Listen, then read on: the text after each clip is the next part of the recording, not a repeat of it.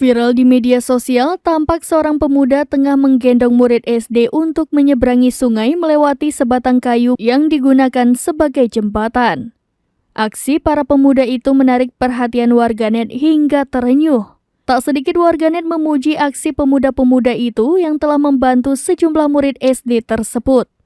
Video itu viral usai dibagikan akun Instagram @ndorobey.official pada Senin 21 Agustus 2023. Dalam video tersebut memperlihatkan kondisi sungai yang deras. Sementara itu terlihat sejumlah murid SD mengenakan baju pramuka di pinggir sungai tersebut.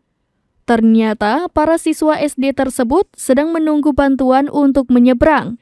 Mirisnya terlihat di antara sungai tersebut tak ada jalan lain selain bentangan pohon. Bahkan bentangan pohon itu hanya bisa dilalui dengan berjalan setapak. Sementara itu juga terlihat kondisi air sungai yang begitu deras.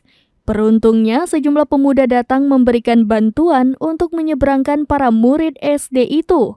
Terlihat sejumlah pemuda datang lalu menggendong satu persatu murid SD itu untuk menyeberangi sungai tersebut.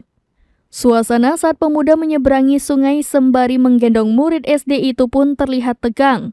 Pasalnya, mereka pun harus berusaha untuk menyeimbangkan tubuh agar tidak terjatuh ke sungai yang deras.